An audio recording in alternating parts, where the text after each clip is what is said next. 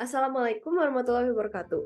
Halo semuanya, perkenalkan kami dari Tutor 01 NBSS akan mempresentasikan mengenai Fesgas kami.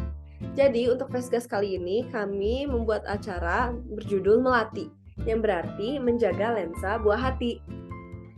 Untuk pertama-tama, kami di Tutor 01 NBSS dibimbing oleh Dr. Vivi dan juga Dr. Nelly.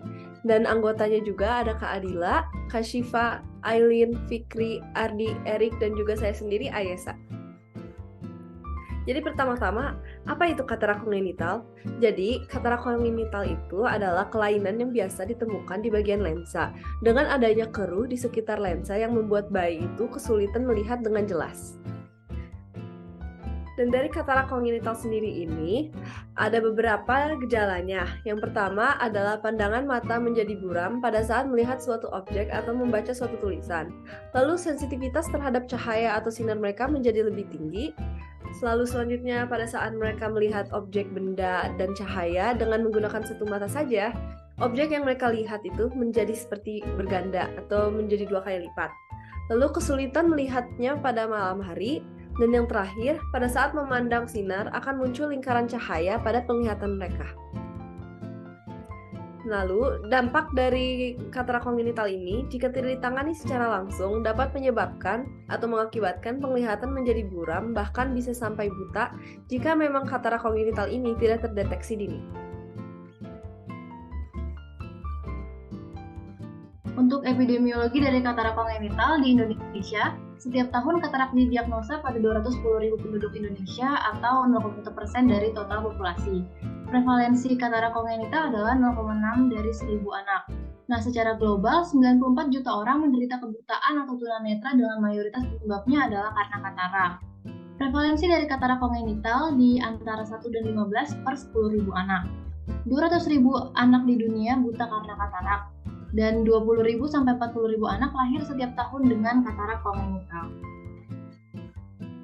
Mengapa dibutuhkan edukasi dan tanya jawab? Untuk edukasi sendiri dibutuhkan karena penyakit ini sangat dapat menghambat perkembangan penglihatan normal jika tidak ditangani, sehingga mengakibatkan berkurangnya penglihatan secara permanen, termasuk mata melas permanen dan bahkan kebutaan. Dan mengapa dibutuhkan tanya jawab? Sesi tanya jawab ini dibutuhkan untuk meningkatkan keterlibatan audiens, menguraikan beberapa informasi, memastikan pemahaman audiens, dan menghilangkan kebingungan tentang topik tersebut. Baik, untuk targetnya sendiri. Target peserta dari kegiatan edukasi ini adalah para ibu yang berasal dari berbagai daerah di Indonesia, dengan persentase kehadiran sebesar 80% dari target awal. Tujuan diadakan acara Melati ini untuk meningkatkan pemahaman para ibu mengenai katarak kongenital, meningkatkan kesadaran para ibu mengenai deteksi dini katarak kongenital, yang terakhir mengurangi prevalensi katarak kongenital. Selanjutnya ada tahapan kegiatan di mana terbagi menjadi 3. Yang pertama yaitu pemberitahuan edukasi, memberikan link YouTube mengenai edukasi katarak kepada komunitas ibu-ibu. Lalu ada pengumpulan pertanyaan di mana dilakukan pengumpulan pertanyaan dari komunitas ibu-ibu mengenai katarak kongenital. Lalu selanjutnya ada pelaksanaan talk show ataupun tanya jawab. Talk show ini dilakukan secara online melalui Zoom bersama dokter spesialis mata mengenai penyakit katarak kongenital dan rekamannya dapat dilihat dari YouTube. Lalu selanjutnya di sini ada promosi, di mana promosi yang kami lakukan dengan cara membagikan poster ini di beberapa komunitas ibu-ibu sebagai pemberitahuan edukasi, pengumpulan pertanyaan, dan juga ajuan untuk mengikuti talk show ataupun tanya jawab berikut ini. Selanjutnya ada edukasi, dari temanya sendiri adalah mengenal katarak kongenital. Programnya berjudul Melati, menjaga lensa buah hati. Materinya sendiri ada pengertian katarak kongenital, ada gejala katarak kongenital, ada faktor resiko katarak kongenital, ada deteksi dini katarak kongenital, ada faktor apa saja yang harus dijaga agar bayi tidak terkena katarak, kapan katarak kongenital dapat terdeteksi, dan obat-obatan yang dapat menjadi penyebab bayi terkena katarak. Nah, untuk gejala dari katarak kongenital itu antara lain, bayi tidak sadar secara visual terhadap sekelilingnya, kemudian pupilnya berwarna abu-abu atau putih, dan gerakan matanya itu cepat yang tidak biasa. Memangnya kalau bayi dengan gejala-gejala tersebut merugikan banget ya untuk bayinya? Iya dong, tentu saja. Untuk talkshow-nya sendiri adalah dokter narasumber Melati, Dr. Raden Maula Rifada. Nah, pertanyaan-pertanyaan yang dikumpulkan melalui G-Form dan saat keberlangsungan Zoom secara meeting itu diantaranya adalah satu, apakah katarak yang sudah disembuhkan di waktu yang sudah disembuhkan akan datang bisa terkena lagi. Yang kedua, apa tanda-tanda anak yang mempunyai penyakit katarak bawaan. Dan yang ketiga, katarak bawaan akan terdeteksi pada bayi usia berapa, dan seterusnya.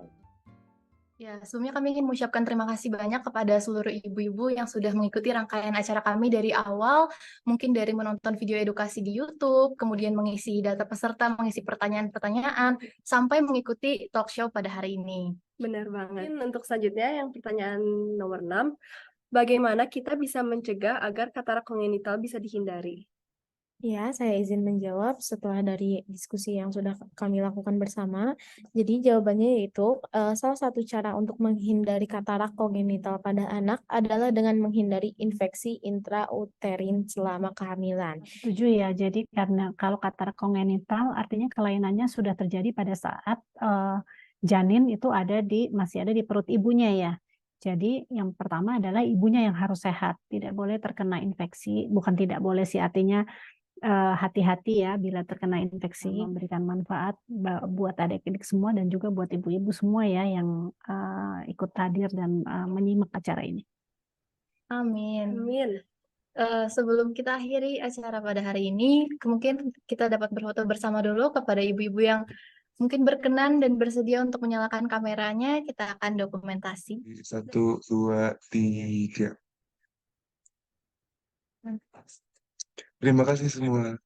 Oke, jadi ini adalah indikasi keberhasilan yang kami telah rangkum dan kami ambil datanya dari berbagai media yang telah kami share sebelumnya. Yang pertama itu ada video YouTube. Video YouTube kami mencapai 270 penonton dengan target awal itu 100 penonton. Lalu ada peserta Zoom mencapai 42 peserta dengan target awal itu 30 peserta. Lalu juga ada 40 total orang yang mengisi Google Form dengan target awal itu 30.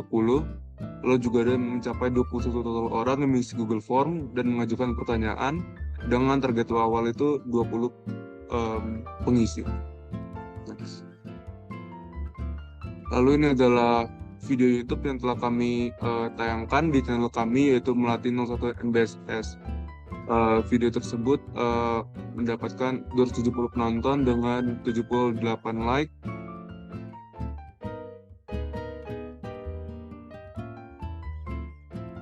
Lalu ini adalah Google Form yang telah kami sebarkan sebelumnya melalui promosi kami. Google Form itu dapat diisi oleh ibu-ibu.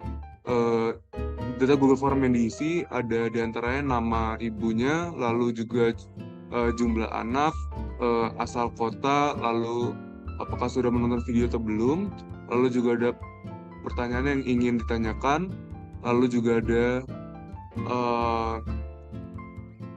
bisa juga mengisi atau tidak. Untuk ide kami berkolaborasi dengan komunitas ibu-ibu dari berbagai daerah, Dr. Mala Rifada yang merupakan seorang dokter mata, dan platform media sosial seperti YouTube dan WhatsApp.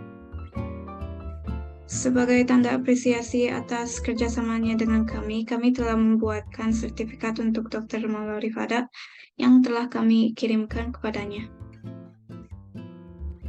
Harapan terhadap ide kami adalah meningkatkan pemahaman masyarakat mengenai katarak kongenital, dapat mengurangi angka prevalensi kebutaan yang diakibatkan oleh katarak, meningkatkan kesadaran masyarakat tentang urgensi deteksi dini untuk mencegah dampak jangka panjang, dan menjadi jembatan komunikasi penghubung antara orang tua dan dokter atau tenaga kesehatan. Mungkin sekian dari presentasi Vestgas kita.